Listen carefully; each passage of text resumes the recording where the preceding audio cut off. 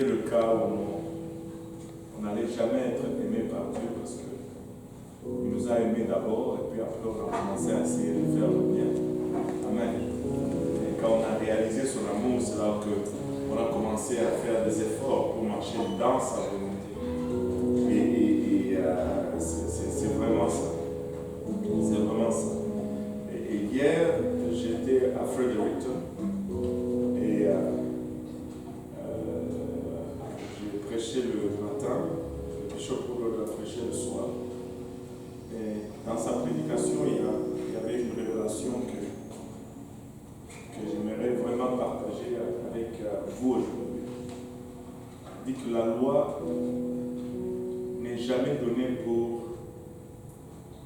un esclave. La loi est toujours donnée pour ceux qui sont libres.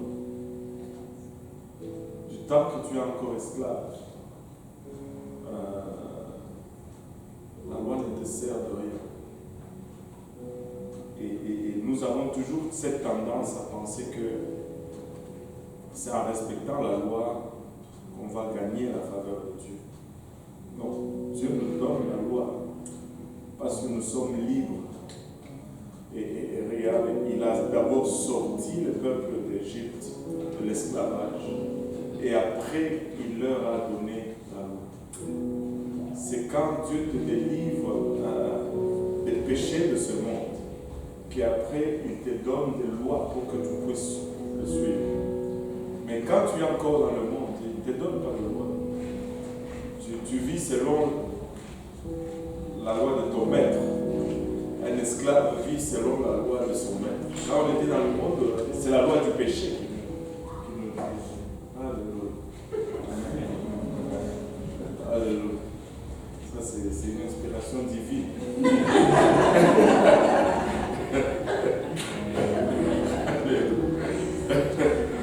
Wow, c'est un ange. Le temps de regarder le café, je ne vois plus.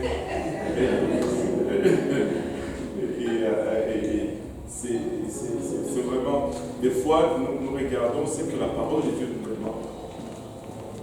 Et nous avons tendance à résister. Mais si quelqu'un qui refuse la loi, c'est parce qu'il est encore sous l'esclavage.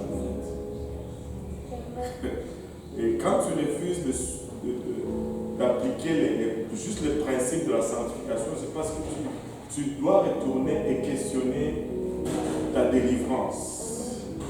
Si tu as vraiment été délivré ou pas. Ça m'a fait comme je ne sais pas pour ça pourquoi.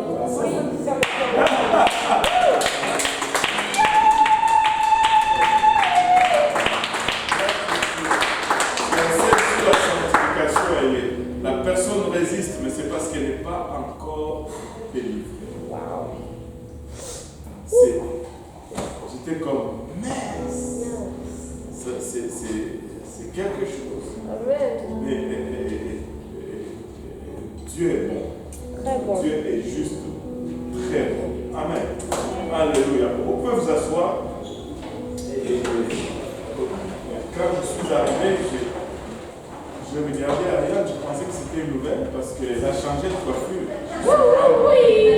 Tu as la voix comme ça. Mais là, je me battais avec le visage. Je dis, mais c'est une nouvelle qui est là.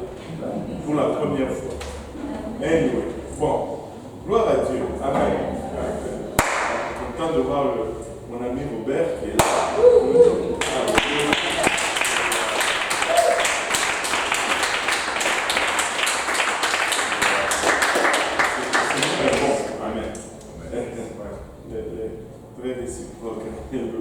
Le Seigneur est très bon j'étais à Fredericton, on m'a demandé de prêcher en anglais. Oh, c'est difficile de prêcher en anglais.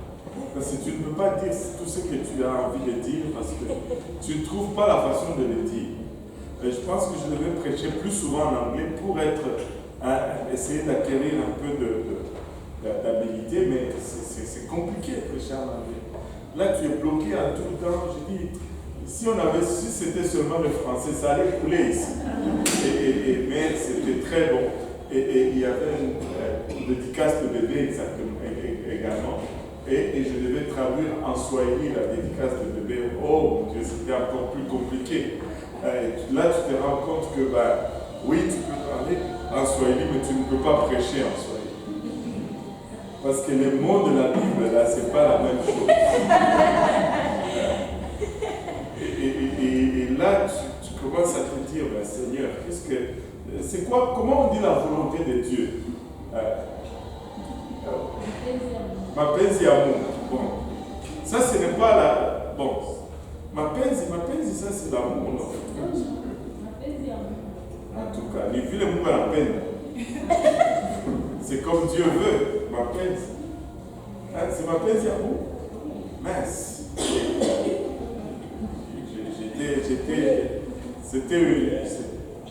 C'était une gymnastique terrible.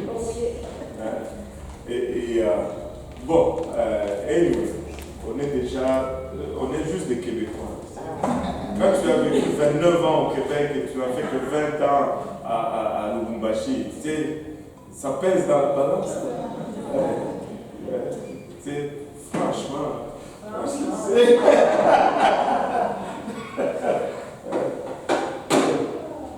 tu veux bien croire que tu es encore africain, là, mais c'est déjà parti. Alléluia. Gloire au nom de Jésus. Mais qu'on est bien au Québec. Et mon Dieu. Alléluia. Gloire au nom de Jésus. Là, on va continuer un peu. On a parlé des dons la fois passée. Et je pense qu'on va avancer légèrement aujourd'hui. On va parler du nouvel homme et du vieil homme. Vous savez, quand nous venons à Dieu, et ça, c'est vraiment quelque chose que nous devons toujours réaliser. On ne vient pas à Dieu parce qu'on est bon. Allô? On vient à Dieu pour qu'il fasse de nous de bonnes personnes. C'est Dieu qui nous rend bons. Ainsi, les gens qui vont te dire, il faut que d'abord je dois arranger ça avant de venir, il ne va jamais venir. Parce que quand tu arranges ici, ça brise ici. Tu arranges ici, ça brise là-bas. Tu ne seras jamais assez bon, tu ne vas jamais te qualifier pour venir à Dieu. Et c'est pourquoi il est venu et il a payé le prix pour nous. Viens comme tu es. Mais ça ne finit pas là, il y a une virgule. Les gens veulent venir comme ils sont et ils veulent rester comme ils sont. Mais si tu viens comme tu es, que tu restes comme tu es, pourquoi tu serais venu alors? Il n'y a pas de différence. Tu viens comme tu es, mais après c'est Dieu qui va t'échanger. Amen. Dieu nous change, Dieu nous transforme. Mais nous venons comme nous sommes. Si tu veux attendre pour que tu sois bon pour venir à Dieu, tu ne viendras jamais. Si tu veux attendre pour corriger tel ou tel problème, tu ne viendras jamais parce que tu n'as pas besoin de Dieu, c'est que tu es en train de dire, pour corriger ton problème. Tu viens à Dieu comme tu es et après Dieu t'échange. Mais il faut accepter que Dieu t'échange. Dieu ne va pas t'échanger contre ta volonté. Il n'est pas un dictateur. Amen. Aujourd'hui, je suis en blouson. Et c'est parce que, quand je suis venu, j'ai quitté la maison, j'avais un peu froid, mais j'ai oublié de mettre la veste. Et quand j'étais en haut, je me disais, je ne veux pas descendre dans le blouson, il faut que je voulais enlever le blouson, mais je n'avais pas de veste. Je me suis dit, je vais le garder, parce que si je l'enlève, le pasteur Yannick va m'excommunier. Je ne voulais pas risquer d'être excommunié. Alors j'ai gardé mon blouson. Amen. Alléluia. Mais quand on vient à Dieu, Dieu nous change. Amen. On vient à Dieu, c'est Dieu qui nous change par après. Et nous venons avec nos péchés. Et quand Adam et Ève ont péché, il y a une nature en eux qui est morte. Et cette nature maintenant qui est morte ne nous a pas été transmise. Nous avons reçu une nature corrompue. C'est pourquoi nous naissons pécheurs. Nous sommes nés pécheurs. Et ça semble dur à dire dans ce monde d'aujourd'hui où tout le monde est juste à ses propres yeux. Mais nous ne commettons pas le péché. Ce n'est pas le péché que nous avons commis qui nous a rendus pécheurs. Non, non, non. C'est parce que nous sommes pécheurs que nous commettons le péché. C'est une nature en nous. J'ai toujours raconté cette histoire, je vais la raconter un peu encore. C'est l'histoire du scorpion qui était invité à un mariage de l'autre côté de la rivière. En Afrique, on utilise toujours les animaux. Amen. Toutes les histoires de sagesse africaine, c'est toujours les animaux. À croire que l'homme n'est pas sage, que l'animal, je ne sais pas, mais bon. Ça, c'est notre quotidien, notre enfance. En fait. Alors, le scorpion devait aller au mariage à l'autre côté de la rivière. Là, il avance. Quand il arrive à la rivière, il réalise qu'il ne sait pas nager.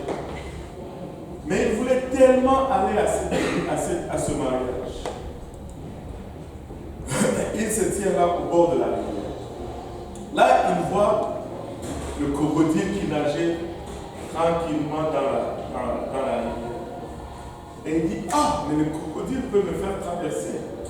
Il appelle, hey, Coco, est-ce que tu peux m'aider à traverser de l'autre côté de la rivière parce qu'il y a la fête de mariage de tel et moi je voulais m'y rendre. Je ne sais pas nager.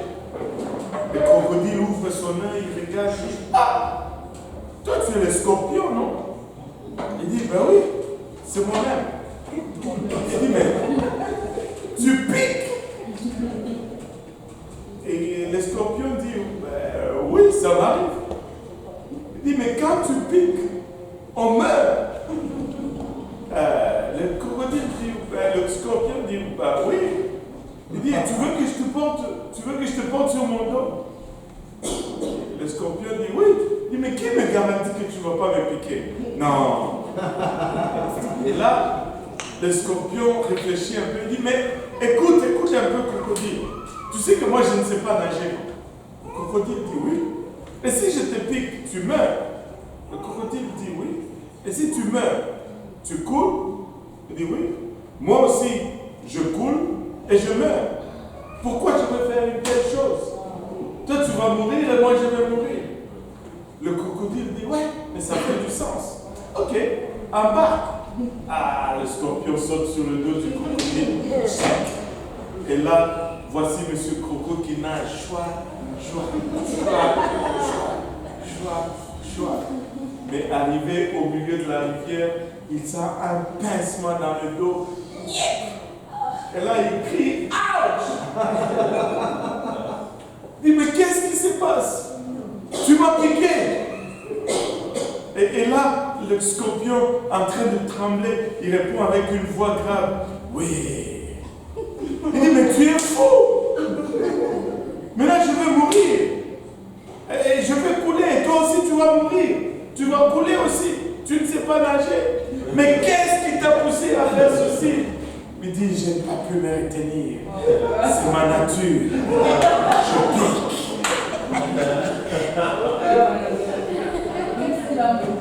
Il va mourir. Et il pique, c'est sa nature. Tu sais, ce n'est pas parce que nous avons commis un péché que nous sommes pécheurs.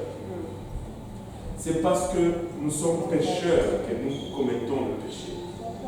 Et pour résoudre ces problèmes, vu que c'est dans notre nature, il faut que notre nature change. Si notre nature ne change pas, ben nous allons tomber dans le même problème. C'est pourquoi celui qui est en Christ, il est une nouvelle créature. Tu ne peux pas être une ancienne créature et échapper à l'emprise du péché. Il faut que tu sois transformé. Il faut que ta nature change. C'est pourquoi la Bible nous dit, vous avez reçu la puissance de la régénération. Le mot régénération, dans le mot régénération, il y a le mot gène. D'où nous avons le mot génétique. Ton code génétique change. Quand tu es en Christ, tu deviens une nouvelle créature. Maintenant, qu'est-ce que nous sommes lorsque nous sommes une ancienne créature? Comment nous étions? Regardons un peu Galates 5, 19 à 21. Et nous allons rester dans Galates. Nous avions regardé Galates l'autre jour, mais nous allons le regarder encore une fois aujourd'hui. Galates 5, 19 à 21. Or, les œuvres de la chair sont évidentes, c'est-à-dire la conduite. Pardon, une pause. Maintenant, il dit les œuvres de la chair. Parce qu'avant d'aller en Christ, nous avons ce que nous appelons, mais nous n'avons pas une double portion aussi. En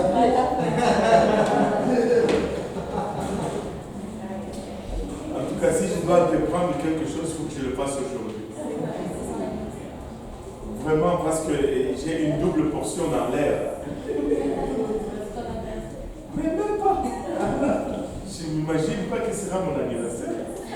Ça va être encore plus intense. Mais, Dieu même, hein? Alléluia. Alléluia. Bon, maintenant, regardez ceci. Les œuvres de la chair. Avant de venir à Christ, notre nature spirituelle est morte. Nous ne sommes que de chair et d'âme. Et l'interface qui communique avec Dieu est vide. Et donc les œuvres que nous ne pouvons produire ne sont que des œuvres de la chair. C'est pourquoi nous commettons le péché, parce que c'est là notre nature. Amen. Maintenant, les œuvres de la chair, avec ta version un peu façon. Vas-y. Les œuvres de la chair sont l'inconduite. L'inconduite. Attends d'abord, c'est quoi l'inconduite en face? L'adultère. L'adultère, voilà. Tu vois, ça adoucit les choses. Or, les œuvres de la chair sont manifestes, ce sont l'adultère. Wow. C'est pas juste quelqu'un qui ne se conduit pas bien à l'école, là. Hein? Non. Tu sais, c'est ça le truc avec les nouvelles versions de la Bible. Ils allègent toujours les choses. C'est juste pour les rendre un peu plus acceptables. Ah ben, tu t'es mal conduit à l'école, bon, voilà. Et non! Attends que j'y arrive.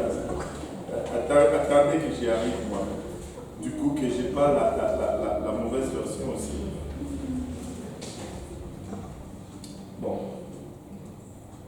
Or, les œuvres de la chair sont manifestes, ce sont l'adultère. Donc, c'est l'adultère. Alléluia. On doit changer ta Bible. Bon, l'adultère. L'impudicité, c'est la même chose. L'impudicité, ça comprend, ça enveloppe encore tout les péchés sexuels. Parce que l'adultère, c'est un péché sexuel pour quelqu'un qui est déjà marié. Mais cela ne veut pas dire que si tu n'es pas marié, tu ne peux pas commettre de péché sexuel. Ça s'appelle la fornication. Et les tout sont englobés sur l'impudicité. L'adultère, l'impudicité, l'impureté, la dissolution, l'idolâtrie, la magie, les inimitiés, les querelles, les jalousies, les animosités, les disputes, les divisions, les sectes, l'envie, le meurtre, l'ivrognerie, les excès de table et les choses semblables. Je vous dis d'avance, comme je l'ai déjà dit, que ceux qui commettent de telles choses n'hériteront point le royaume de Dieu. Écoutez, on va regarder un peu cette liste. Ce n'est pas une liste de choses que tu veux avoir dans ta vie. Mais vous allez être d'accord que dans notre conception moderne aujourd'hui, il y a certaines choses que nous regardons comme étant de moindre gravité que d'autres, n'est-ce pas? Mais laissez-moi vous dire ceci, la Bible ne les regarde pas comme ça parce que la Bible les met toutes dans la même liste. Donc, si tu es ivrogne, c'est la même chose que celui qui est adultère. Si tu es envieux, c'est la même chose que celui qui est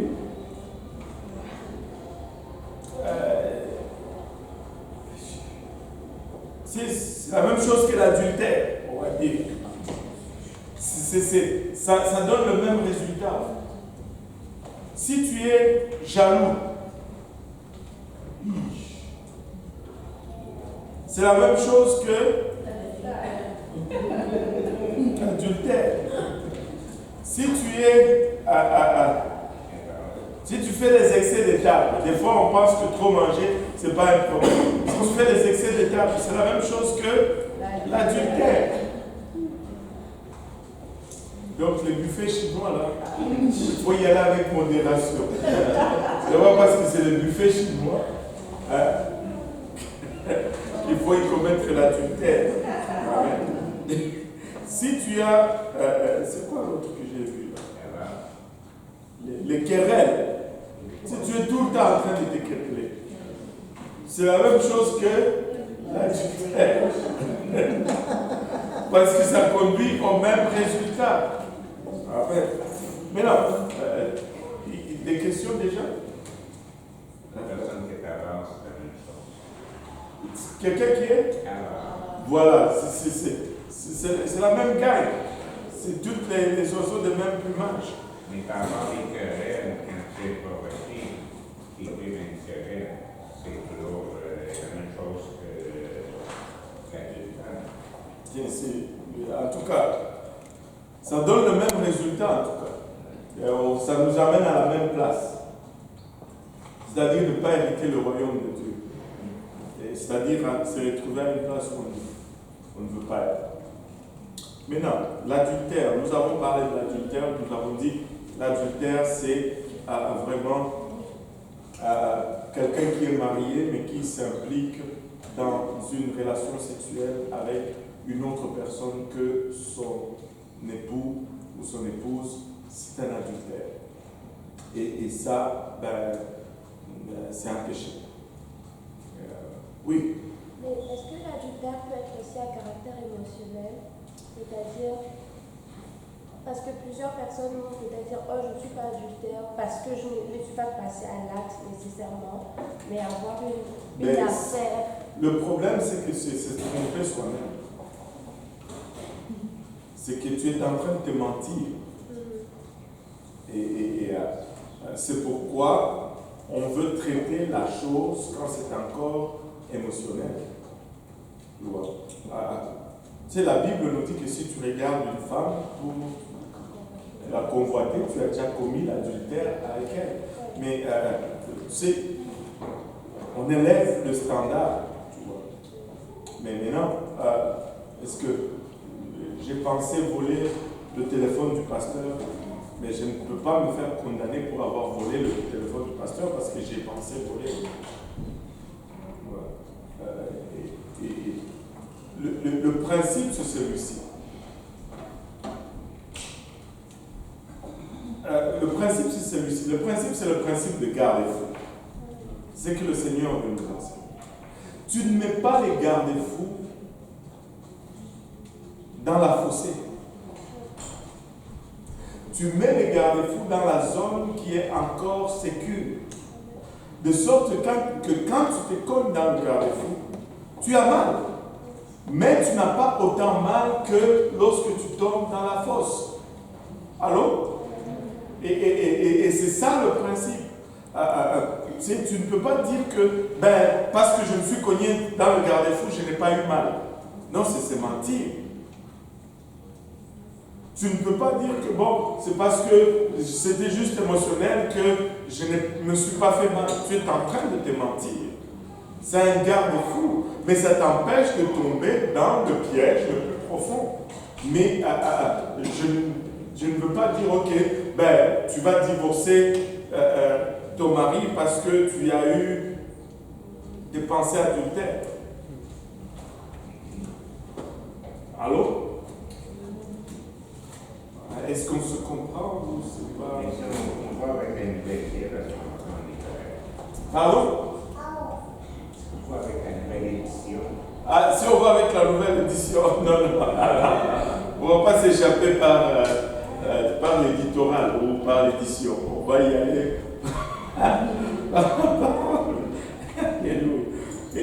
Donc, c'est ça. C'est un garde-fou. Et c'est toujours très important de mettre les garde-fous dans la zone de sécurité. Pas mettre les garde-fous dans la fosse. Parce que là, ils ne nous servent à rien. Mais à chaque fois que tu te cognes dans le garde-fou, tu as mal, je te le promets. Tu sais, un enfant qui joue au balcon, là, en haut, qui court et qui rentre, qui se cogne dans le garde-fou, là, il tombe, il a mal, il va pleurer. Mais c'est mieux pour lui que s'il n'y avait pas ces garde-fous et qu'il serait tombé, se serait trouvé là sur les bancs, on ne sait pas où sa tête allait atterrir. Tu vois.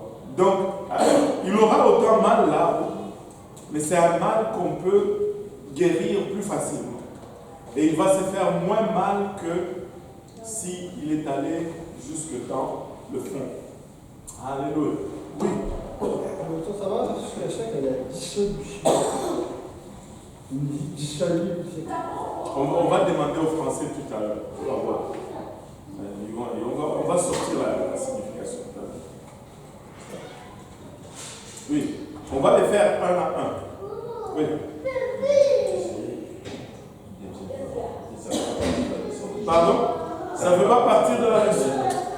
Non, mais... On parlait des dons. J'ai fait un petit rappel. Essaye toujours, man. Parce que j'ai discuté un peu par rapport aux dons avec la collègue de travail, parce qu'il disait quoi, c'est pas ton don.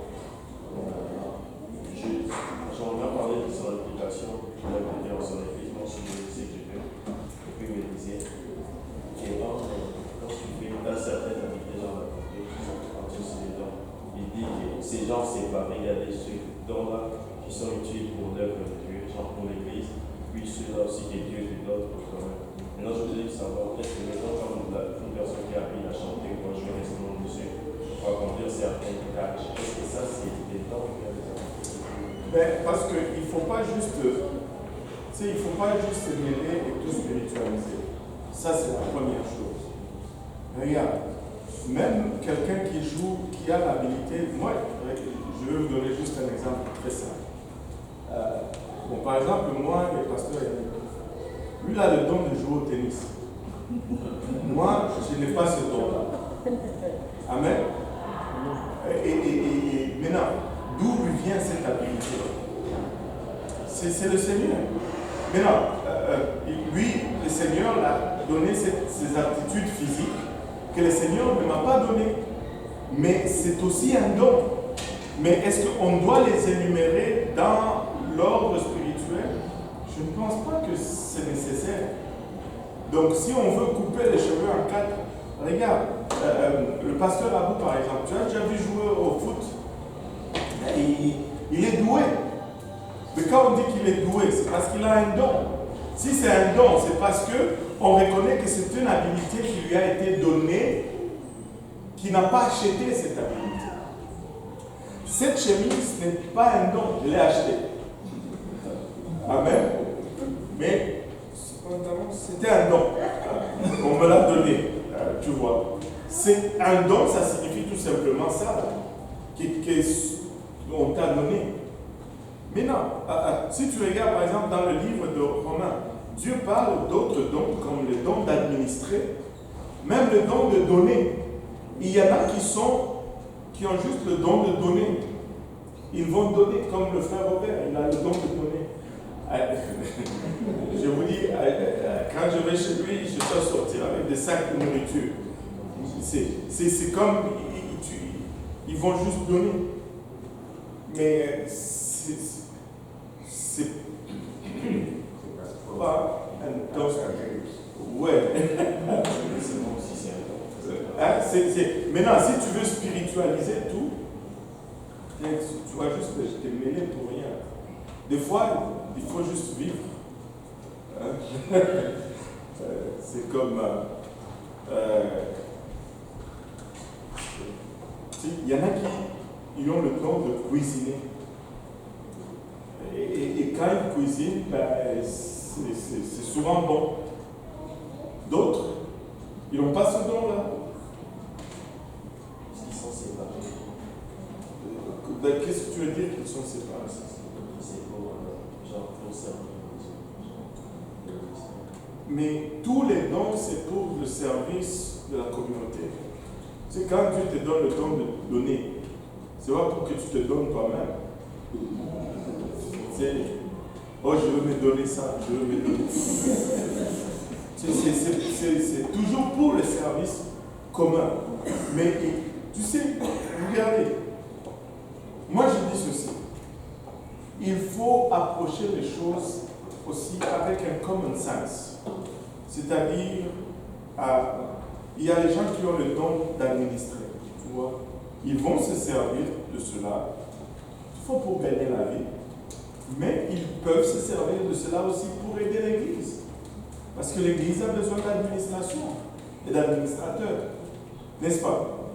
Maintenant, tu sais, ceux qui peuvent bien jouer au foot, ils peuvent se servir de cela, tu sais, comme personnellement.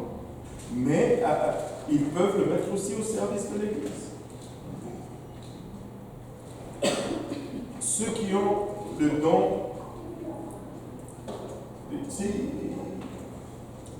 les dons de guérison par exemple, ils peuvent le mettre au service de l'Église, tout comme ils peuvent le mettre à leur propre service, comme la plupart des gens font aujourd'hui. Tu vois. Bon.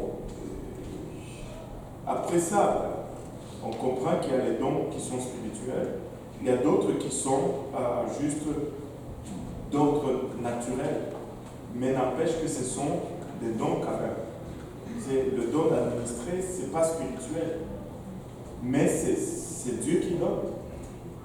C'est pourquoi on appelle ça le don.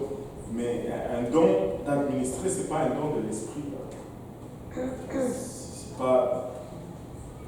Tu vas voir que ces dons qui ne sont pas sous la bannière du don de l'esprit, les gens vont les avoir même sans avoir le Saint-Esprit. N'est-ce pas? Je pense que ça vient de tout clarifier. Voilà. Mais si on parle de don de l'esprit, il faut que tu opères, pour opérer spirituellement, il faut que tu aies l'esprit pour pouvoir opérer spirituellement. Alléluia. Amen. Gloire à Dieu. Maintenant, la question de don clos, j'ai oublié où on est. Et l'adultère, l'impudicité. L'impudicité implique tout le péché sexuel. Et de nos jours, il y a plusieurs péchés qui sont sexuels. Et c'est important que la parole de Dieu ait mis l'impudicité là-dedans. Parce qu'aujourd'hui, nous vivons dans un monde où ce n'est pas seulement la fornication et l'adultère, mais il y a toutes sortes de choses. Maintenant, il y a l'homosexualité, la bestialité, la pédophilie. Savez-vous que le dernier défilé des gays en Hollande, qui a eu lieu, je ne me rappelle plus quand, il y avait un groupe de pédophiles qui ont été aussi autorisés de défiler comme pédophiles. Et vous savez que les pédophiles aujourd'hui utilisent le même argument que les gays ont utilisé. C'est-à-dire, nous sommes nés comme ça, et c'est notre nature, et que si nous sommes nés comme ça, il faut nous laisser exprimer notre amour. Ouais, c'est là-dedans, en plein. Donc, on ne peut pas juste dire l'adultère. Il y a plein d'autres péchés sexuels de nos jours. Il y a des gens qui couchent pas avec. Pardon? Il y a des gens même des cadavres, nécrophilie. C'est un monde. Vous savez quoi? Si tu étudies l'histoire de Noé, quand le péché est arrivé à son corps, Dieu a envoyé un jugement. Et Dieu dit dans sa parole que les jours de son avènement sera comme le temps de Noé. Et nous sommes encore en train d'approcher ce temps où Dieu va encore envoyer le jugement. Et aujourd'hui, en tout cas,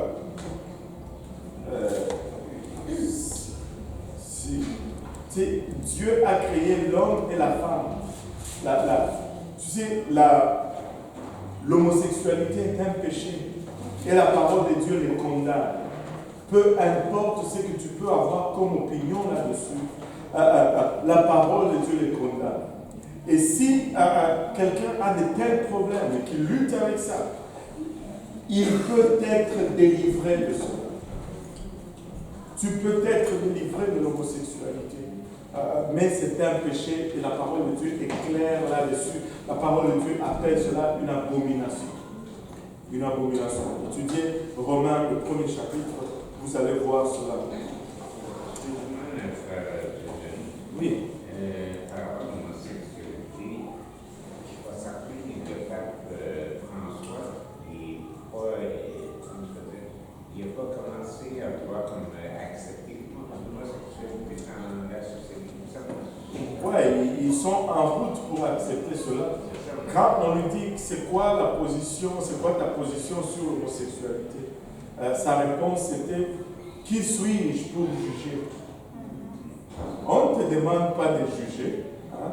Quand un président assassine les gens en Afrique, il est le premier à dire. Quand Trump dit qu'il va construire le mur au sud, il a un jugement. Et il le dit, oh, ça c'est du racisme. Même si on peut discuter là-dessus. Mais quand on lui demande quelque chose qui est clair, noir sur blanc, lui qui est supposé être le représentant du Fils de Dieu, il dit qu'il n'est pas juge. On ne te demande pas de juger, on te demande de nous dire qu'est-ce que celui qui tu prétends représenter pense de cette situation.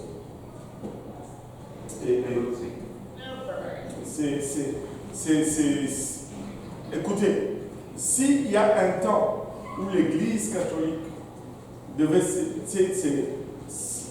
s'élever et déclarer, parce que l'Église catholique est loin même de ce qui était dans leur propre credo catholique. Aujourd'hui, c'est loin de cela. Très, très loin. Très, très loin. Anyway, on n'est pas là pour faire le procès du catholicisme, mais j'en parle toujours avec liberté parce que j'étais catholique et c'est de là que Dieu m'a tiré. Mais regardez. Sans juger, au moins tu peux réaliser comme tel que c'est un des signes avant-coureurs de la fin des temps. C'est un des... Écoutez, tu peux regarder et étudier, si tu étudies un peu l'histoire de Lot, Sodome et Gomorrhe, et tu vas arriver à une conclusion. C'est que quand on commence à pervertir la relation entre l'homme et la femme, c'est très souvent la goutte qui fait déborder le vase du Seigneur. Et juste aller faire des recherches, je ne veux pas trop m'écarter aujourd'hui, mais on est déjà pas mal écarté, mais je veux qu'on revienne un peu sur la leçon. Mais quand tu étudies Sodome et Gomorrhe, c'est là où nous avons le terme sodomie aujourd'hui, c'est de la ville de Sodome. Et quand on altère le mariage, qui est, au fait, pourquoi Dieu ne tolère pas cela, c'est parce que le mariage est vraiment le type de la relation entre Dieu et l'homme. Et quand on altère cela, c'est comme si on est en train de toucher à ce que Dieu a établi comme type de notre relation avec lui. Et c'est ça. Là, on était à l'adultère, l'impudicité, l'impureté. L'impureté, c'est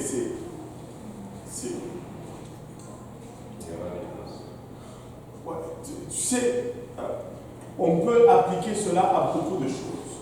Mais je peux vous donner un exemple très facile. Tu sais, quand tu as travaillé dans les manufactures ou dans les usines, tu vas vivre vraiment l'impureté. C'est-à-dire, les gens sont arrivés à une place où même la chose la plus simple, la plus innocente que tu peux dire, va être transformée à une blague sexuelle où on va lui donner une connotation sexuelle. Je ne sais pas si vous comprenez ce que je veux dire. Tu peux juste dire quelque chose de simple, mais ils vont transformer ça en une immoralité. Et on dirait que si ce n'est pas impur, si ce n'est pas sexuel, ou si ce n'est pas cochon, ou si ce n'est pas sale, ce n'est pas drôle. Il n'y a plus de blagues propres. Mais laissez-moi vous dire, il y a des blagues propres, ça existe encore. Tu peux rire et rester propre et clean. Mais aujourd'hui, on a tendance à penser que tout doit être souillé pour que ça soit drôle. Ça a toujours été comme ça. Moi ici, je ne suis pas un Québec. Ouais. Mais j'ose croire que dans le passé, c'est alors qu'il y avait quand même une certaine moralité, alors que les gens priaient encore à l'église, plutôt à l'école. À l'église, on a toujours prié, j'espère qu'on prie encore à l'église. Amen. À l'école, et c'était un peu différent. Tu sais, même chez nous en Afrique, tu sais, aujourd'hui, ce n'est plus comme c'était il y a un temps. Aujourd'hui, tu vas voir des choses en Afrique, tu te dis, mais suis-je encore en Afrique? Parce que tout devient corrompu. J'ai vu un défilé de gays en Afrique. Regardez,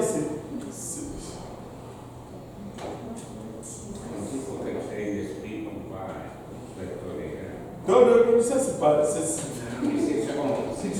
ce qu'on dit, mais c'est pas être un esprit ouvert.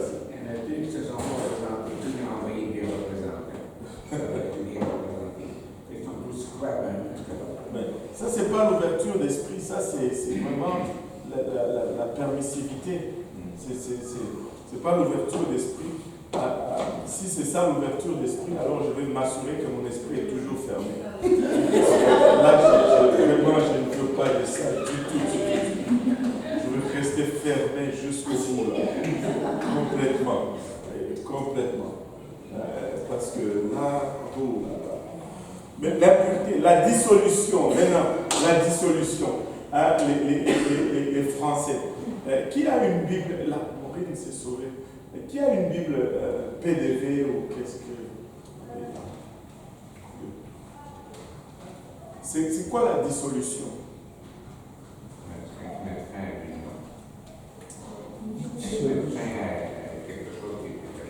Ok.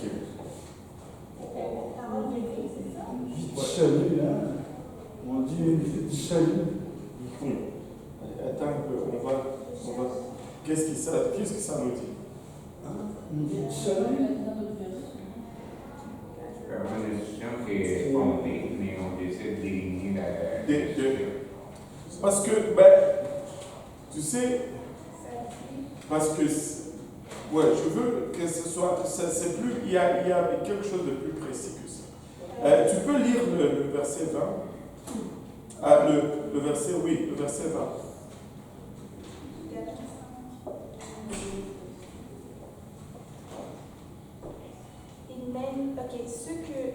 Verset 19 ou verset... Commence à 19 alors, si tu n'arrives pas à trouver 20. Parce que 20, ça commence tellement bizarre que je comprends.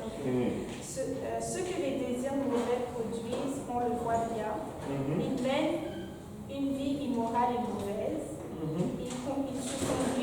n'importe comment. Ils adorent les faux dieux, ils pratiquent la sorcellerie, ils détestent les autres. Je pense, wow, ça ne vous aide pas plus, hein? Je pense que la dissolution, c'est un peu ces mauvais comportements là. Et c'est comme être un peu. Oui. Oui, c'est ça, parce qu'après l'Église, d'abord les faux dieux. L'amitié. Faire n'importe quoi, là, tu vois. Oui. C'est quelque chose qui te fait dire que tu l'élimines complètement, ça n'existe plus. Ouais, parce que si c'est seulement ça, alors,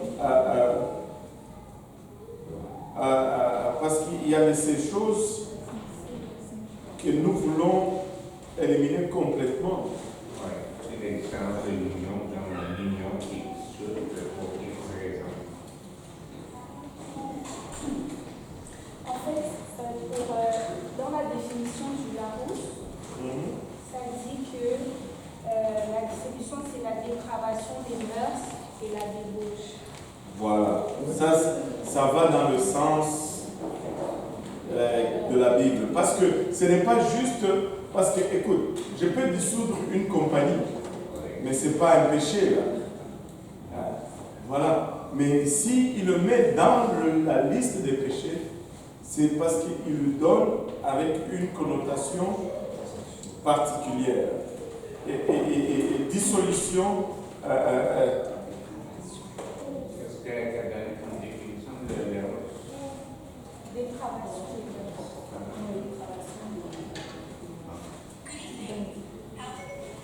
Et dépravation de mœurs, ça c'est vraiment ce que nous sommes en train de vivre aujourd'hui. Ce qui était mauvais n'est plus mauvais. C'est-à-dire on erre, on sort vraiment des principes moraux qui étaient établis depuis le temps. Et on se révèle complètement à ce qui était fondamental pour notre société, qui avait des fondements moraux bibliques. Mais aujourd'hui, ce n'est plus le cas. Par exemple, tu sais,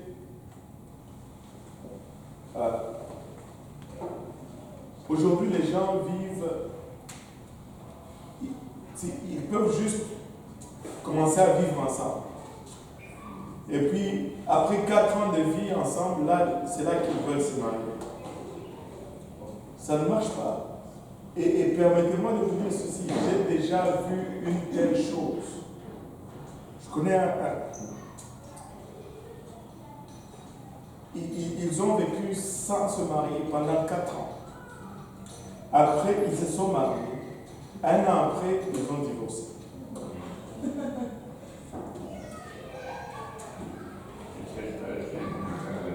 Oui. C'est parce que quand on a essayé de ils se sont mariés, mais là, il y avait mal examiné, il y avait mal compris. Mais 4 ans, après 4 ans d'études, donc, c'est ça, c'est pour revenir un peu à ce qu'on vous dit toujours. C'est pas que quand vous devenez copain, copine, que vous allez apprendre à vous connaître. 4 ans à vivre dans la même maison, ils se marient après le divorce. Moi, je ne veux pas commencer une chicane avec madame, mais ce que j'ai entendu dire de l'expérience que j'ai eue, les femmes en général veulent se marier. Mais l'homme, la femme, avec toi, avec sa famille. Mais aujourd'hui, ce n'est plus le même cas. C'était comme ça avant. Oui. Le garçon, ça fait déjà 5 ans qu'il vit avec sa copine.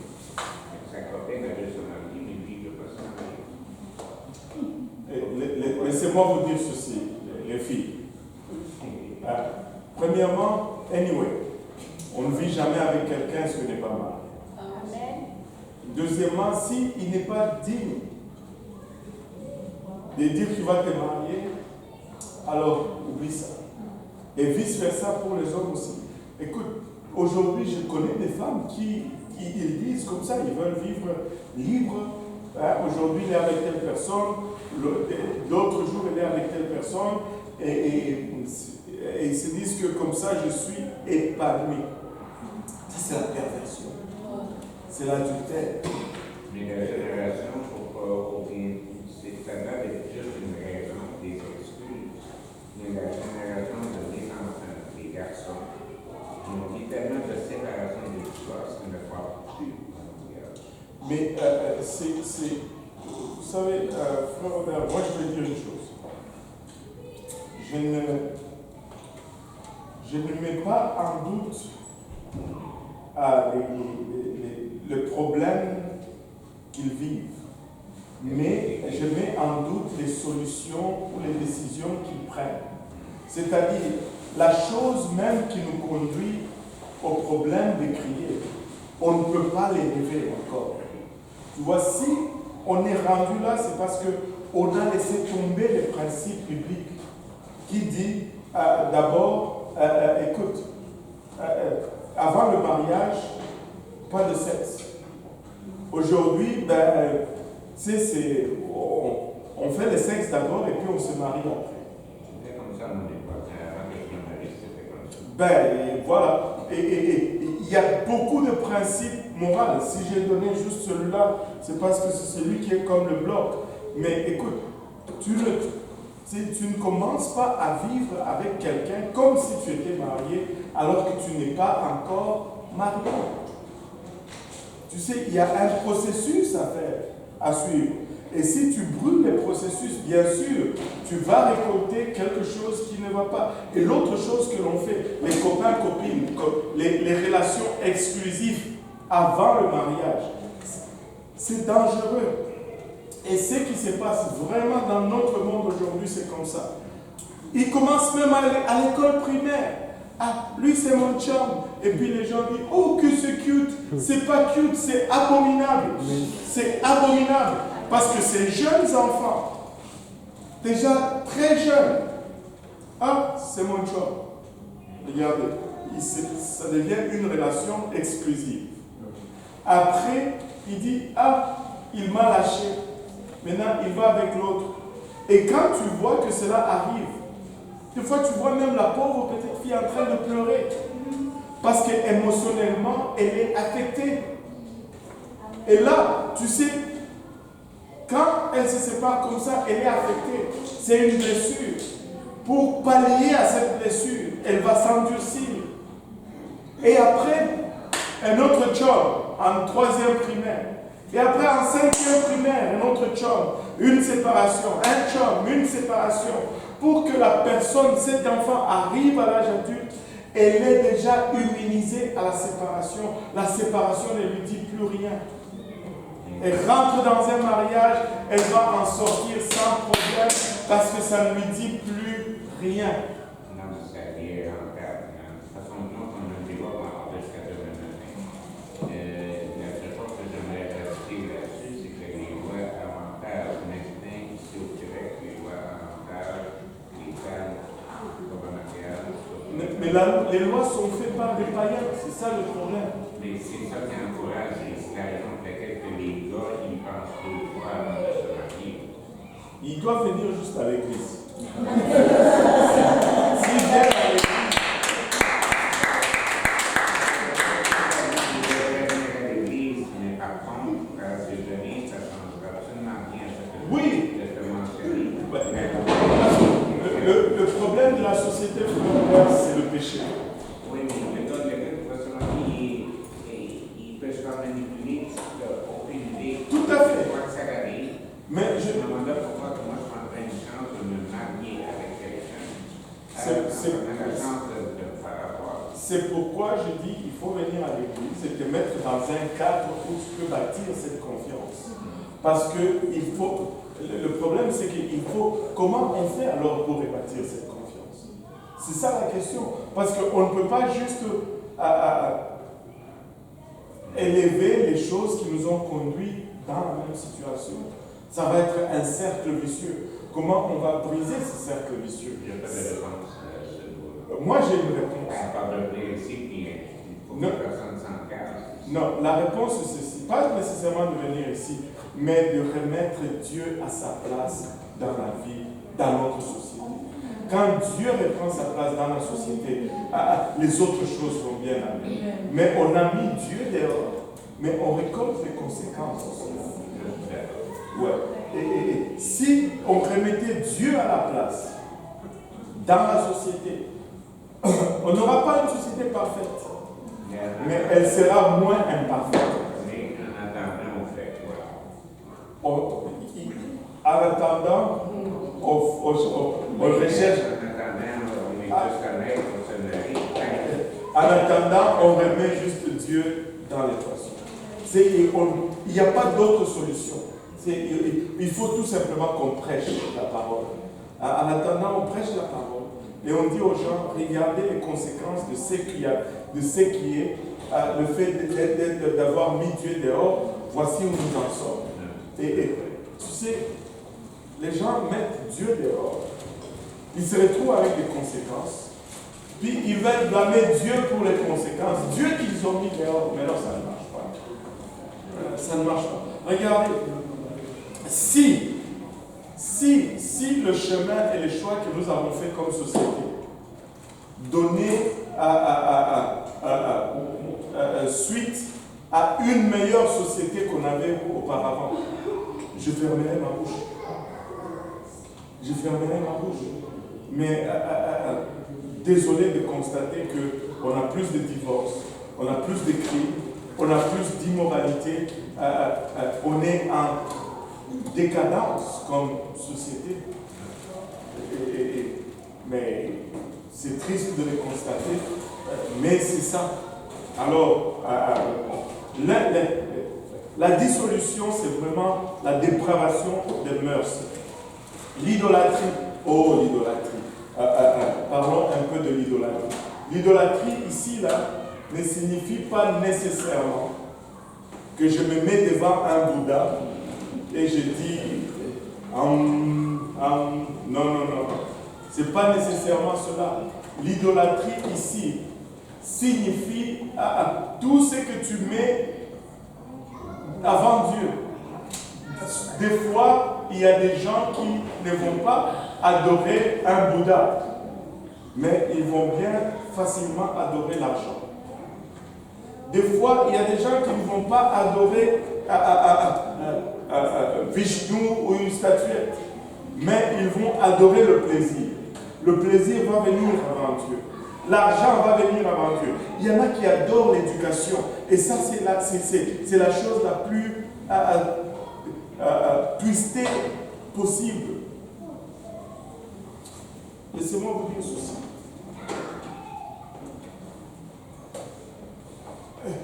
L'éducation n'est pas l'excuse pour ne pas servir Dieu et connaître Dieu. On dirait que c'est l'excuse acceptable. Ah, je vais à l'école, donc. Mais non, jamais. Qui a dit ça? Si c'était ça qui allait aider notre société, on allait avoir une société meilleure. Parce que les gens vont à l'école plus qu'ils ne sont jamais à l'école dans l'histoire de l'humanité. Il y a plus de gens qui vont à l'école aujourd'hui qu'ils allaient à l'époque de Jésus. Mais la société à l'époque de Jésus était bien plus morale que celle que nous avons aujourd'hui. Tu sais, on a même inversé, moi je dis toujours ceci, on a même changé de mots pour nous induire en erreur. On dit qu'on va à l'école pour avoir l'éducation. Jamais. L'éducation se fait à la maison. On va à l'école pour avoir l'instruction. Et on dit, oh, toi tu es mal éduqué. Ce n'est pas par rapport à l'école. L'éducation, c'est la maison. Pardon? Ça touche à la morale. Mais oui. Mais aujourd'hui, les familles ont abandonné tout entre les mains de l'école. Laissez-moi vous dire, parents, l'école ne va jamais éduquer vos enfants. C'est votre responsabilité que d'éduquer vos enfants. L'école ne va pas. C'est pourquoi quand tu regardes dès le départ, on allait à l'école à 6 ans. Mais aujourd'hui, on abandonne nos enfants à 1 an, même 6 mois. On les abandonne déjà entre les mains. Moi, je suis contre les garderies. Frère Denis, au niveau de l'éducation des enfants, le gouvernement, ce qu'on a élu, ils ont, avec les lois qu'ils ont faites, ont détruit la famille. Complètement. Détruit l'autorité. Alors, comme parent, ça fait de faire quelque chose de bien avec tes enfants. Ton enfant n'est pas satisfait. À ce moment-là, ton enfant va faire plainte. Je suis conscient de cela. Je suis très conscient de cela. Oui, je suis très conscient. On a déjà vécu des cas, on a eu à intervenir dans des familles où il y avait des cas comme ça. Mais laissez-moi vous dire ceci. Ça commence dès le bas âge. Ça commence vraiment dès le bas âge. Ça, ce n'est même pas l'Église qui dit ça, c'est la psychologie qui dit ça. Que ce que tu vas devenir, ce qu'un homme devient comme personne est décidé dans les 6 premières années de sa vie. 90% de ta personnalité, de qui tu vas devenir comme personne, ce sont les 6 premières années de ta vie. Les autres années, c'est seulement 10%. Et c'est pourquoi, depuis les temps anciens, l'école commençait à 6 ans. Parce qu'on t'a laissé le temps et ce que tu deviens est mieux formé dans le cadre familial. Et on laisse à la famille d'inculquer le fondamental de l'éducation. Et après, tu vas maintenant, on te met dans un milieu public. Alors que tu as déjà une base pour interagir avec les autres. Aujourd'hui, on a détruit cela, en fait.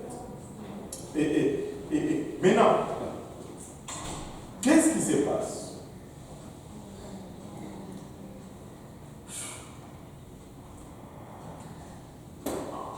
Tu as un enfant. Mettons, il a 1 an. Tu l'amènes à la garderie. Bon. À la garderie où il va, à 1 an, il a besoin de son cadre familial. Il a besoin d'établir les valeurs et les anti-valeurs. Mais toi, tu l'amènes à la garderie. Tu l'amènes à la garderie à 7 heures. Tu vas le chercher à 17 heures. Il a passé à 10 heures de temps avec quelqu'un qui n'a même pas les mêmes valeurs que toi. Il arrive à la maison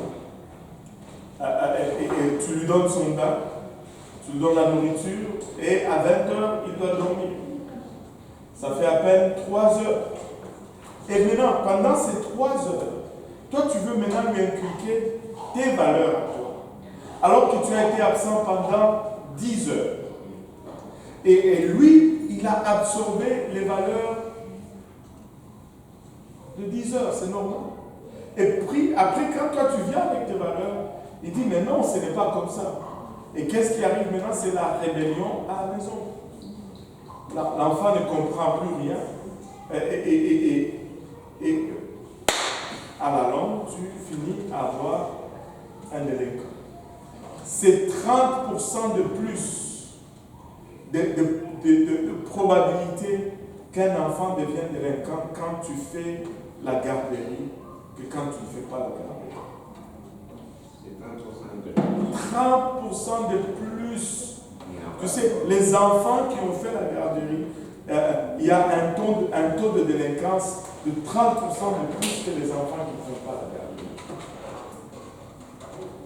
Il y a une affaire que tu as oublié de calculer, c'est que ton enfant, quand tu l'amènes à la garderie à 7 heures, ça veut dire à ce moment-là que tu l'as préparé vers 5h30, 6h15. Sa journée est... Et que c'est pourquoi tu dois le mettre au lit à 20h, parce que il doit commencer tôt. Maintenant, comment tu veux avec cela? Qu'est-ce qu'il va y avoir comme valeur? Moi, écoutez, on ne peut pas légiférer une culture. On passe les lois pour la loi 101, le français, machin. Ça ne va absolument rien donner. Si aussi longtemps qu'on détruit la souche de la culture qui est la famille, on peut légiférer comme on veut, on ne va jamais y arriver. On ne va jamais y arriver. Commençons d'abord par restaurer les valeurs familiales. Et là, on va avoir une base pour établir notre culture. Sinon, c'est une perte de temps et d'argent inutile. Très inutile. Écoutez, en même temps, je sais que je vais me faire peut-être détester avec ça, mais c'est pas grave. En même temps, on veut défendre le français. Et moi aussi, je veux défendre le français. En même temps, on dit qu'on est une société libre, mais tu ne peux même pas aller à l'école de ton choix. C'est une aberration. Pourquoi? Parce qu'on a détruit les valeurs. Je sais que je suis très loin de l'idolâtrie, mais bon. Mais écoutez, si on remet les valeurs familiales, on va préserver la culture. La culture ne se préserve pas à coup de loi. Tu ne peux pas légiférer une culture. C'est une folie de l'homme. C'est une stupidité, une aberration. Valorise la famille. Là, les gens vont s'identifier. On ne s'identifie pas à la loi. Si ça ne marche pas, tu veux m'envoyer même pas le coup. Aïe, aïe, aïe. Vous m'avez assez perdu comme ça. Vous m'avez provoqué. Oui. J'aimerais savoir, une fois que les choses n'ont pas été faites de la bonne façon, comment restaurer ces valeurs familiales? Commencer par faire les choses simples. C'est-à-dire, ce qu'on a mis de côté, on commence à les ramener tranquillement. Prier, aller à la maison de Dieu, passer du temps en famille, parler aux enfants. C'est comme. La seule façon de restaurer les valeurs familiales, c'est de commencer à les faire. Quand les enfants commencent à prendre de l'âge et qu'ils s'écartent. Ah, c'est sûr que le travail est plus difficile. Tu sais, chez nous, en Afrique, encore une fois, on dit que c'est difficile de redresser un arbre. Tu sais, quand il est déjà mature, il faut redresser l'arbre quand il est encore à vert. Et là, c'est facile. Mais quand ça va te prendre plus, il y aura plus de douleur peut-être. Mais pas en Afrique, vous avez juste un coteau à côté au Québec, on fait ça. Ouais, mais tu ne peux pas le faire quand l'arbre est déjà mature. Là, c'est de la provocation. Oui, c'est ça. On fait surtout la même chose. On met un poteau à côté. Et on essaie d'attacher l'arbre au poteau. Mais sérieusement, si les couples de mariage, c'est-à-dire une tête de mariage, c'est toute la même base, les deux, autant d'attente que l'homme, d'attente. C'est comme ça que tu vas y dépendamment, tu vas y donner l'heure. Mais si un de l'autre pense différemment, jamais tu vas avoir ça. Et laissez-moi vous dire ceci, c'est tes biens les plus précieux que Dieu te donne, c'est quoi? La vie, mais après ça, on comprend la vie. Les enfants. Les enfants. Mais dans la société moderne ici, ce n'est pas l'image qu'on donne.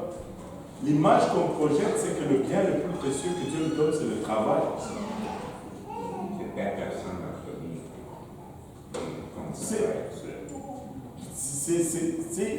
Oui, c'est ta vie, mais après ta vie, c'est tes enfants. C'est parce que tu sais, l'argent, tu peux en gagner et en perdre. Mais les enfants, là, écoutez, mais non, toi, ça ne fait pas de sens. Ça me fait. C'est logique, même pas. Entre vous et moi, est-ce que je ne sais pas si je suis extrémiste ou pas, des fois, je me demande, suis-je extrémiste? Mais ça ne fait pas de sens. Je comprends, il y a des familles monoparentales qui n'ont pas de choix, mais ce n'est pas de ça que je parle. Je parle des gens qui sont juste à la poursuite du matériel, qui veulent avoir 4 voitures, 2 maisons, un appartement, un chalet. Non, mais ça ne va pas. Juste une petite maison avec des enfants bien éduqués, c'est bien plus qu'une grosse maison et il y a la pagaille dans la maison.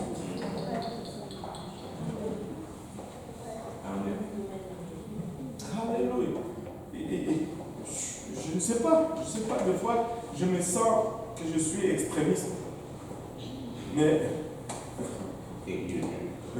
je suis vieux jeu, c'est ça. C'est ça.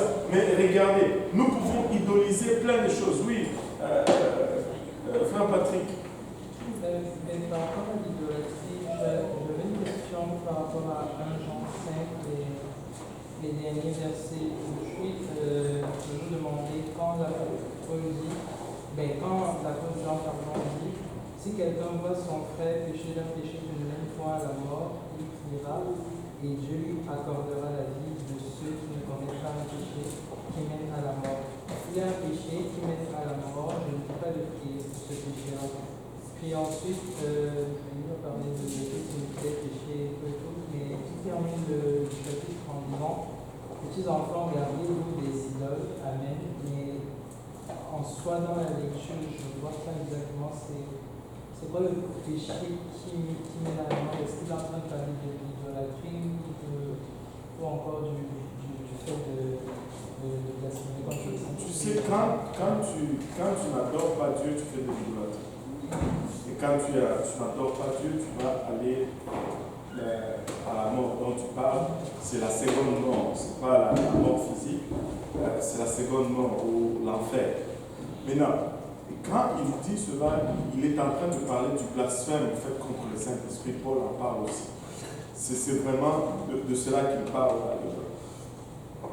Parce qu'il y a de ces choses, quand les gens vont sur ce chemin-là, même Paul nous conseille de ne pas prier pour eux, mais plutôt de livrer leur vie entre les mains de Satan. Ça fait très drastique. Afin que Satan les frappe, que ce soit une maladie ou quoi, et que cette maladie ou ce coup va les amener à la repentance. Parce que pour certains d'entre nous, c'est seulement quand on te dit que tu as le cancer, que tu penses que tu reviens à Dieu, en fait. Mieux vaut mourir d'un cancer et être repenti que mourir sans cancer et aller en enfer. Parce que le feu de l'enfer va brûler bien plus que le mal, le cancer de Rome. C'est ça. Le feu de l'enfer produit beaucoup plus de douleur et de mal que la chimiothérapie. Tu vois. Et c'est ça. Donc, vraiment, c'est ça. Et quand quelqu'un commence à aller sur ce chemin-là, tu vas voir que souvent ça commence comme une chose simple.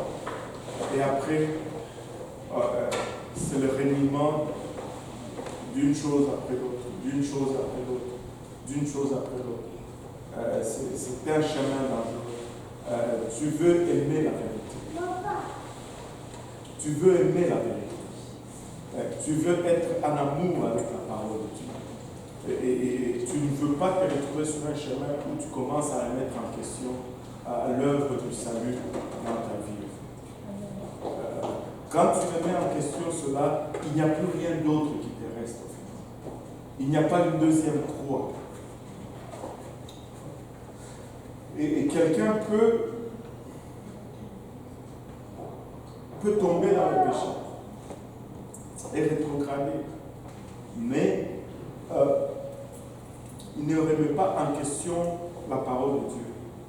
Il est conscient que il fait mal. Mais d'autres vont tomber, mais ils vont remettre en question la parole de Dieu. Mais là, tu sais, tu te retrouves avec quelqu'un, tu ne peux plus rien lui dire.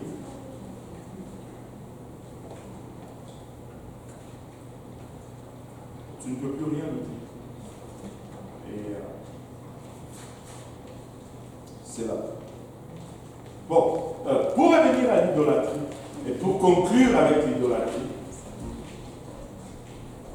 regardez, je dis ceci. Je parlais à un couple aujourd'hui. Ils m'ont dit que des fois, venir à l'église, c'est un peu loin. Et je comprends ce qu'ils veulent dire. Mais je leur ai dit ceci. C'est, si tu trouves un travail qui est plus loin que l'église, tu dois y aller quand même. Tu sais, c'est rare que je vois quelqu'un qui me dit que mon travail est loin, je ne peux pas y aller. Tu sais, je connais des gens qui vont plus loin que l'église ici pour le travail. Mais personne ne va jamais se plaindre. Mais quand c'est le temps de l'église, on dirait que c'est là où les paramètres changent. Laissez-moi vous dire ceci, il ne faut pas se tromper. Il ne faut pas se tromper. Et j'ai toujours donné cet exemple, et ça a toujours été comme un peu comique, mais c'est vrai.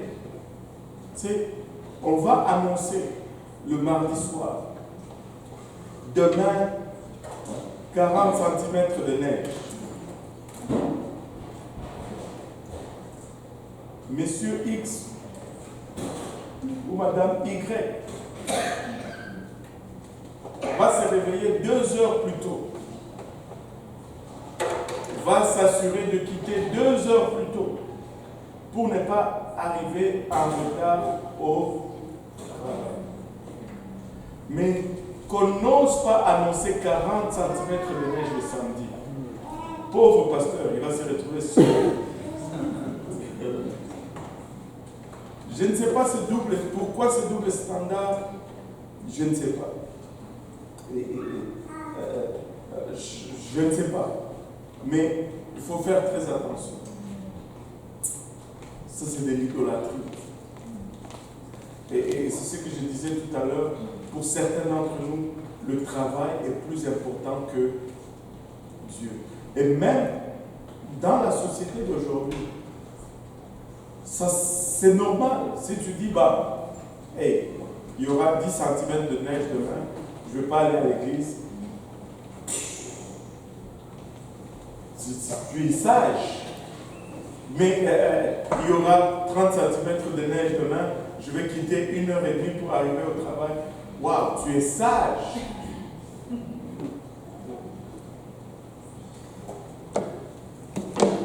C'est juste ça. La magie. Bon.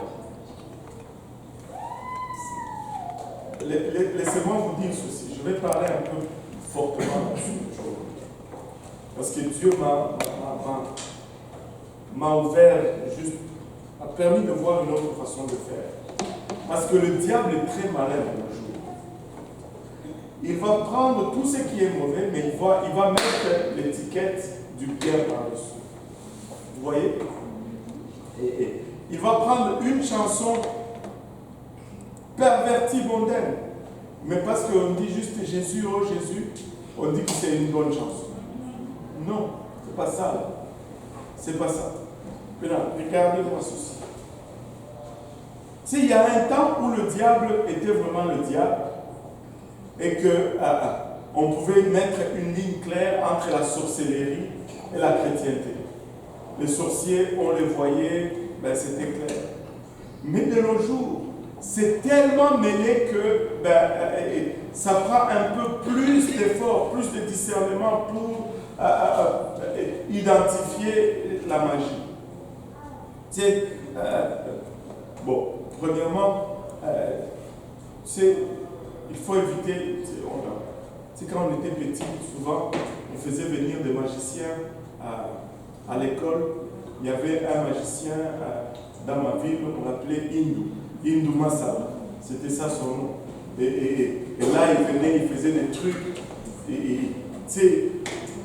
Bon, comme petit, on était fascinés par ces choses. Mais il ne faut pas exposer les enfants à de telles choses. c'est pas bon. Allô? Mais il ne faut pas regarder ces choses-là comme étant innocentes. C'est pas bon. Maintenant, parce que la ligne est très mince entre ce qui est juste un truc, c'est le truc, et puis quand on fait appel aux esprits, tu ne sais pas. Il va identifier cela. Moi, je ne sais pas. Maintenant, à part cela, il y a les consulter les marabouts et toutes ces choses. J'allais le dire, mais je ne veux pas le dire parce que des fois, de nos jours, on ne sait plus. Tu vas voir des gens qui vont à l'église et ils vont consulter les marabouts. Après, ils disent qu'ils sont chrétiens. Bon, pas dans cette église, j'espère. Alléluia. Maintenant, comment ça, vous n'avez pas tous dit Amen?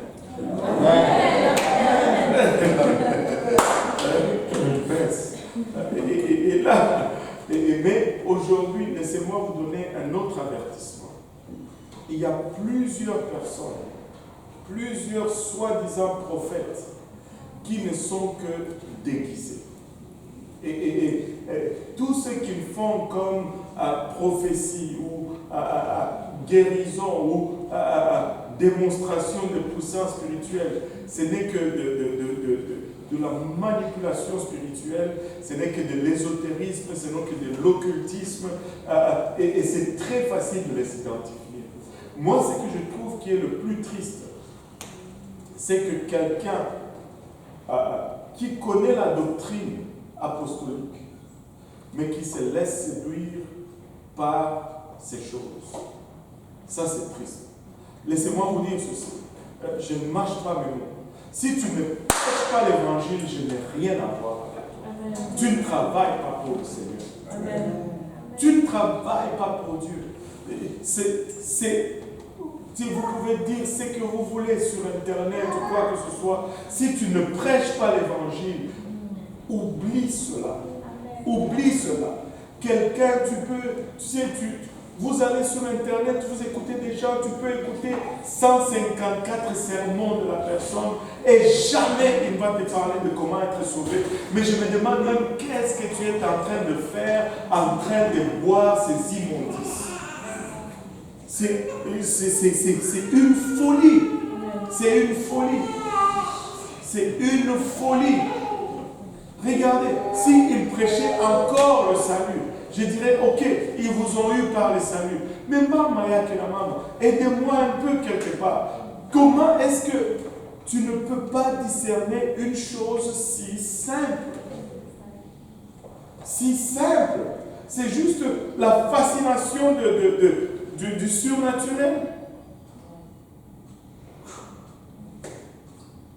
Aide-moi, Seigneur. Mais c'est ridicule. C'est triste. Aujourd'hui, la magie s'est faite dans les soi-disant assemblées de Dieu. Écoute, plein de choses qui se font, qui sont complètement inutiles.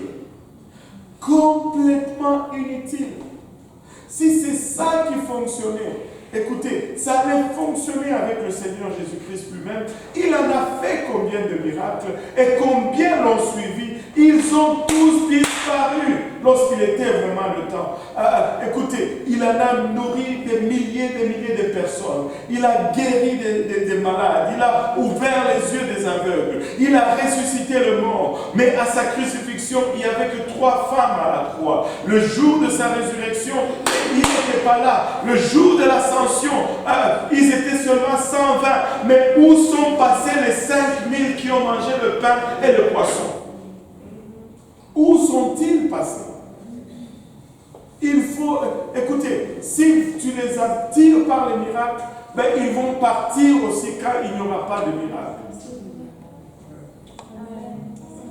Mais nous devons juste prêcher l'évangile, prêcher la parole de Dieu, prêcher l'évangile, prêcher la parole de Dieu. Et le reste est comme l'œuvre de Dieu. Comme l'œuvre de Dieu. Écoutez, on on parlait de Noé tout à l'heure. Tu sais,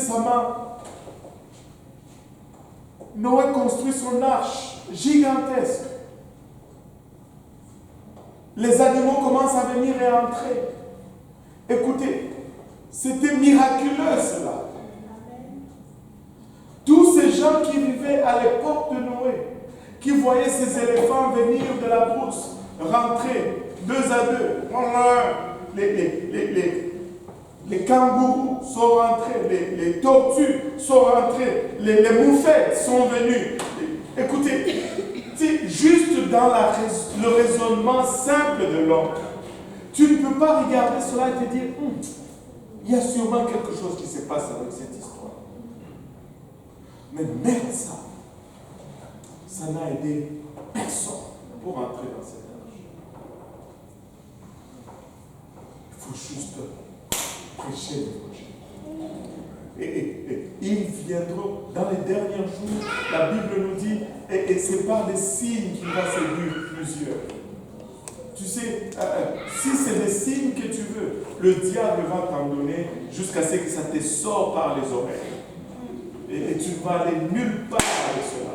Mais laisse-moi te dire, je sais une chose, que dans le dernier jour, ils viendront vers le Seigneur, ils vont lui dire, nous avons chassé des démons à ton nom, nous avons guéri les malades à ton nom, nous avons fait des miracles à ton nom. Il va leur répondre, loin de moi, vous qui commettiez l'iniquité, je ne vous ai point connu. Laissez-moi vous dire, je ne veux pas qu'il soit dit de moi ce jour-là, cette phrase, parce que je n'ai pas fait ce qu'il demande de faire. La magie. Celle-là était un peu... c'est dans les soi-disant assemblées de Dieu qu'on retrouve, et là je ne fais pas référence à la religion assemblée de Dieu, les assemblées chrétiennes, je devrais dire. C'est dans les soi-disant assemblées chrétiennes qu'on retrouve de plus en plus l'idolâtrie, plutôt la magie et toutes ces choses. Mais un enfant en vertu de Dieu, un étudiant de la parole de Dieu, saura discerner ces choses assez facilement. Amen. Assez facilement. Les inimitiés. C'est l'animosité entre les gens. Vous savez,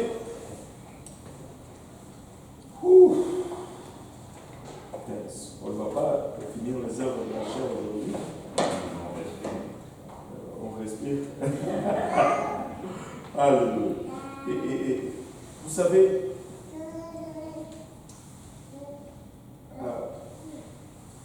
ça ne va pas toujours aller selon ta volonté dans la vie. Même Dieu lui-même n'a pas toujours sa volonté. Quand on dit cela, les gens se donnent toujours. Oh, mais c'est Dieu. Laissez-moi vous donner un exemple frappant. C'est la volonté de Dieu que nul ne périsse et que tous parviennent à la repentance. Mais est-ce que tout le monde parvient à la repentance? Est-ce qu'il y en a qui périssent? Oui. Même Dieu n'a pas toute sa volonté. Alors, descends de ton pédestal et reviens-en. Des fois, ça ne va pas être comme tu veux. Et c'est inutile de créer des inimitiés à cause de cela. Tu sais, il y a des gens qui sont tout le temps en guerre avec d'autres. Mais c'est pas bon. Un chrétien, c'est pas le signe de la chrétienté, cela. Et laissez-moi vous dire ceci. Si c'est tout le temps toi qui as des problèmes avec les autres, à un moment donné, là, 3 points de suspension. Par contre, vous pouvez regarder ça de cette façon-là, mon cher frère. Dans la société qu'on vit aujourd'hui, quand tu dois passer une vie en fonction des lois, okay? Tu vas indirectement, tu vas être mis de côté par rapport à ceux qui ne suivent pas les recommandations. Tout à fait d'accord avec cela, mais ce n'est pas de cela que je parle. Je parle même dans la maison de Dieu. C'est-à-dire, tu es en chicane, oh, tel frère m'a fait ceci, oh, telle soeur m'a fait cela, oh, tel frère m'a... Tu sais, quand c'est tout le temps toi qu'on traite, c'est quand même... il faut que tu commences à te demander peut-être que je ne fais pas bien quelque chose aussi. Je comprends la persécution, ça c'est tout à fait autre chose. Quand tu vis pour Dieu, tu vas être à contre-courant, mais avec le monde, mais pas dans l'église. Pas dans l'église, pas avec tes frères et sœurs, quand même. Oh non, pas avec les frères et sœurs, la famille universelle, dans l'église, dans l'église, vraiment dans l'église. Et c'est vraiment cela. Maintenant, regardez, les querelles. Dieu n'aime pas les querelles.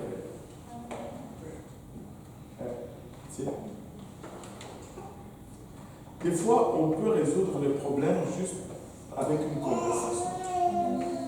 On n'a pas besoin de faire une déclaration de guerre pour résoudre un problème. Allô?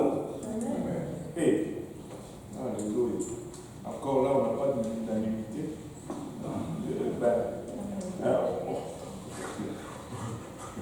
Alléluia. Je vais passer. Les jalousies. Oh Seigneur. Il y a des gens qui veulent justifier la jalousie. Parce que la Bible nous dit que notre Dieu est un Dieu jaloux. Mais ce n'est pas du tout la même chose. Papa, maman, ou ma soeur, mon frère.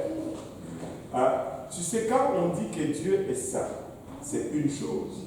Quand on dit que nous sommes saints, c'est toute une autre chose. C'est pas la même chose. Allô? Quand on dit par exemple que, c'est quoi l'autre exemple? Que Dieu se répand, c'est une chose. Quand on dit que l'homme se répand, oh, mais c'est toute une autre chose. C'est pas la même chose.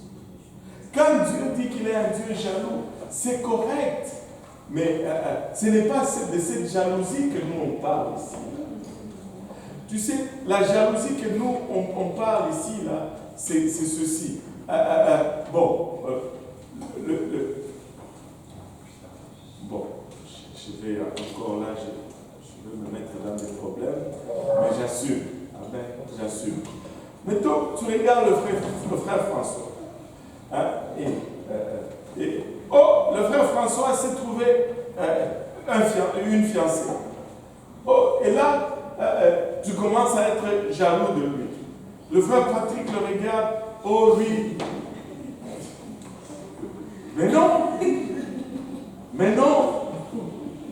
Mais non, c'est pas ça. Et là, tu commences à dire, oh, d'ailleurs, tu sais, le frère François, lui, là, tu sais, il n'est même pas beau. Mais non, frère Patrick.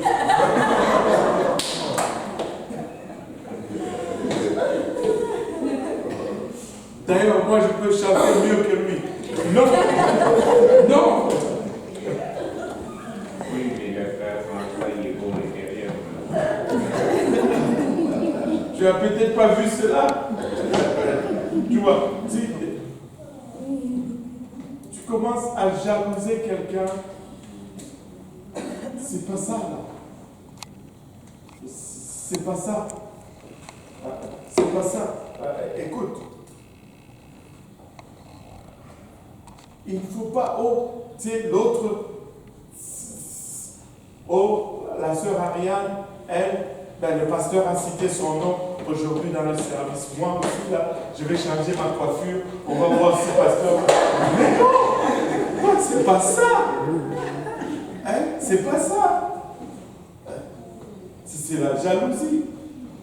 Et tu commences à avoir des mauvaises pensées sur la personne pour rien. Pour rien. Tu commences à lui vouloir le pire pour rien. Ça, c'est pas bon. Et à ne pas confondre, et la Bible nous donne l'autre. Regarde. Et ça vient un peu plus loin, mais je vais te montrer tout à l'heure l'envie. Des fois, on a tendance à confondre les deux, jalousie et envie. Et écoute, tu peux jalouser quelqu'un sans l'envier. Et tu sais, tu jalouses parce que l'autre fait bien, mais ce n'est pas vraiment là que tu veux être. Mais quand quelqu'un a une place, et c'est là où toi tu veux être aussi, tu commences à l'envier. Ah, elle a une robe comme ça, moi aussi je veux avoir la même robe. Et là, elle est peut-être riche, toi tu n'es pas peut-être aussi riche, mais tu te prives, tu ne manges pas, tu fais 3 repas par semaine pour t'acheter la même robe que l'autre parce que tu l'as envie. C'est pas bon. C'est pas bon. Si ça ne marche pas. Ça ne marche pas. Tu commences à envier l'autre. Des fois, les gens commencent à envier tellement l'autre qu'on commence à copier, à mimiquer. C'est pas bon. Il ne faut pas envier quelqu'un. Il faut être content pour l'autre. C'est quand quelqu'un a, tu te réjouis avec la personne. Au lieu de jalouser et d'envier. Jalouser, c'est bon. Pardon? Je n'ai pas trop bien compris la différence entre la jalousie et l'envie, parce que pour moi, c'est comme... Tu sais, la jalousie, tu vas juste, sans désirer avoir la même chose, mais tu vas juste détester le fait que la personne a cette affaire. Mais l'envie, tu vas aussi avoir envie d'avoir la même chose que la personne a. Tu aimerais être à la place. Mais la jalousie, tu n'as pas nécessairement envie d'être à la place de la personne. Et c'est ça la différence. Amen. Oh non, ça va. C'est l'idolâtrie qui nous a amenés jusque-là. Demain, ça va être compliqué. Ouais, je t'appelle parce que je pensais que mon vol était à 22h. Mais mon vol est à 19h, donc à 17h, je dois être à l'aéroport. C'est ce qui rend la chose compliquée. Mais je peux t'appeler, si je me libère avant midi, je pourrais passer là. Voilà, super. Alléluia. Alléluia. Gloire au nom de Jésus. Et c'est ça. Donc, la jalousie, tu vas, ça ne te dérange pas que l'autre même brûle en enfer. Du temps qu'elle n'a pas ce qu'elle a, regarde là, elle marche même comme ça. On va voir où ça va la conduire. Mais l'envie, tu dis, moi aussi je veux, moi aussi je peux avoir ça. C'est comme, mais les deux, c'est pas bon. C'est pas bon.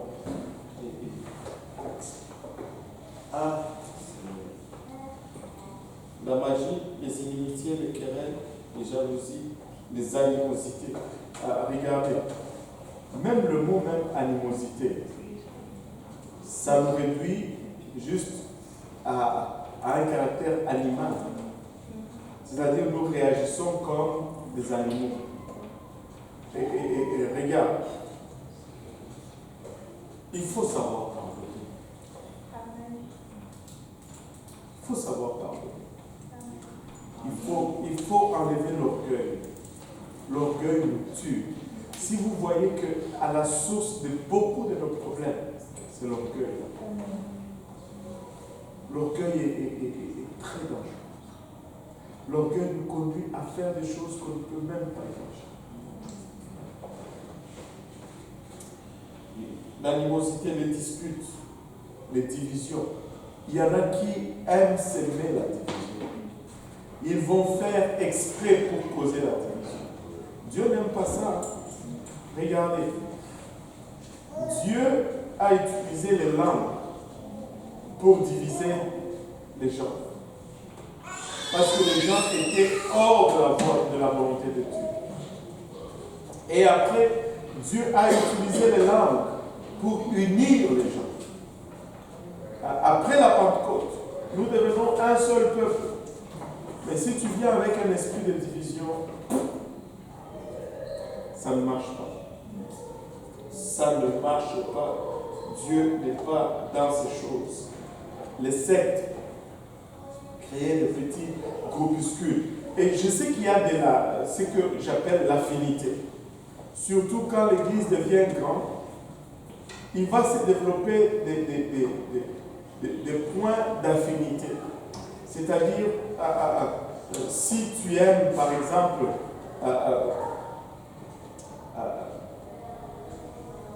je vais donner un exemple. Si tu aimes la chasse, par exemple, tu aimes la chasse, tu vas te retrouver à avoir des affinités avec ceux qui aiment la chasse. Amen. Allô? Ceux qui aiment le foot, tu sais, ils vont avoir des affinités. Mais ces affinités ne doivent pas développer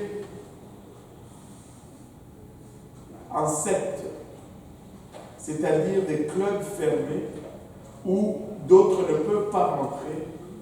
Et ça devient masse. Amen. Et les affinités, je comprends. Des fois, c'est juste la nationalité qui va développer des affinités parce que vous venez du même pays, vous parlez la même langue. C'est tout naturel. Et il n'y a pas de problème avec cela.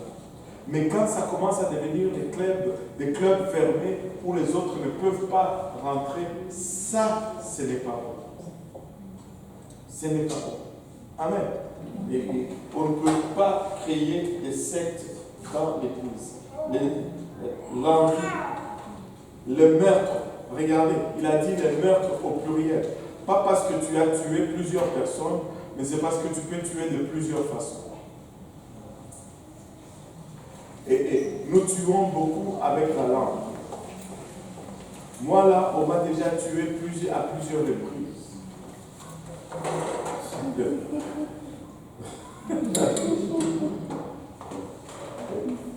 Quand tu commences à parler mal de quelqu'un sans raison, c'est tuer. C'est tuer. Ou tu assassines le caractère de quelqu'un. Il ne faut pas. Il y a tellement de meurtres moraux qui se font de nos jours que non, c'est pas comme ça là.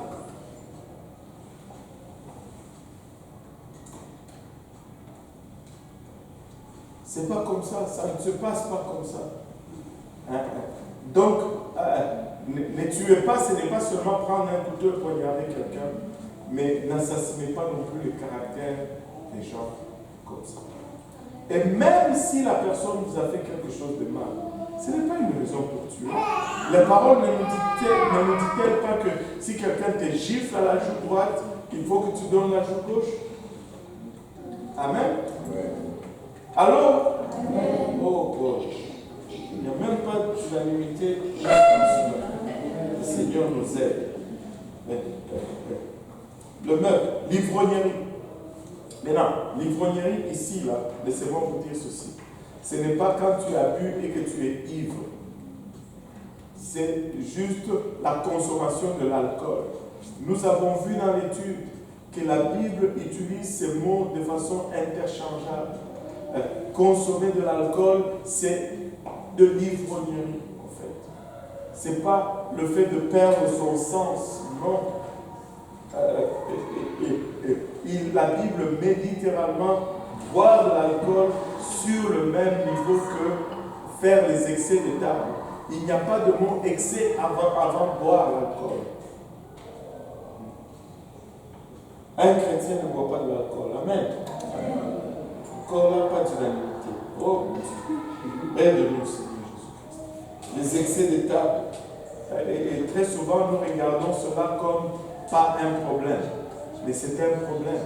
Les excès de table, c'est un péché. Au même titre que l'adultère, au même titre que la consommation de l'alcool.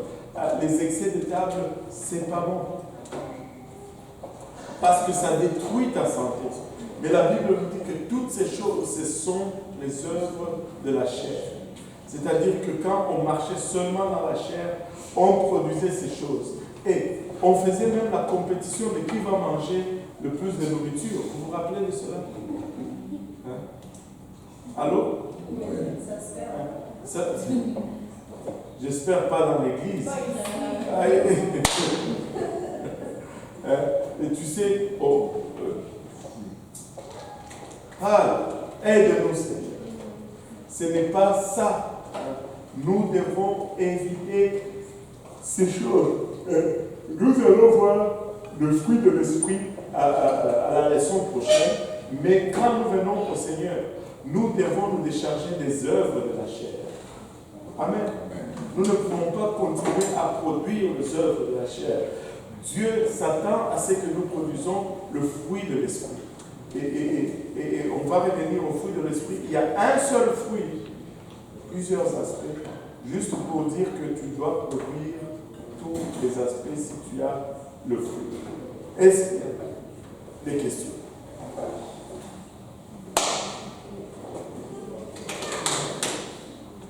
Pas de questions.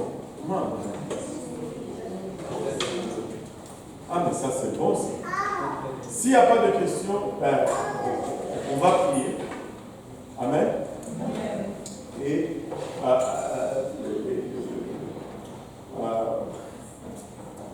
Frère Charles, tu vas nous conduire en prière aujourd'hui. Et tu vas bénir aussi. Il y a quelque chose à manger après? Oui. Ok, tu vas bénir aussi le repas en même temps. Alléluia. Merci Seigneur. Seigneur, nous te bénissons pour ton grâce. Merci. Nous te disons merci, Seigneur, Dieu, de t'avoir enseigné ce soir. Nous nous enseignons pour nous parler. Nous te bénissons pour nous pour cela. Nous magnifions ton Seigneur Jésus. Reçois toute la raison de gloire. Merci, Seigneur Jésus, pour le repas que tu nous as préparé, Seigneur Jésus. Nous bénissons les mains qui ont préparé cela, Seigneur Jésus. Et nous recommandons en Seigneur, Seigneur, bénis ce repas, Seigneur Jésus, bénis le temps de grâce. Je vous recommande, Seigneur Jésus, de recommander, Seigneur, dans le retour à terminer, Seigneur Jésus. C'est toi qui fais la femme de l'État. C'est toi qui as donné notre ambition à notre présent passage. Prends le contrôle, Seigneur Jésus, pour la gloire de ton nom. Très bon Jésus, au nom de Jésus. Au nom de Jésus. Alléluia. Merci Seigneur. Alléluia. Et nous allons nous entreservir rapidement. Amen. Et on n'a pas de visiteurs aujourd'hui. Quelqu'un a un micro cravé.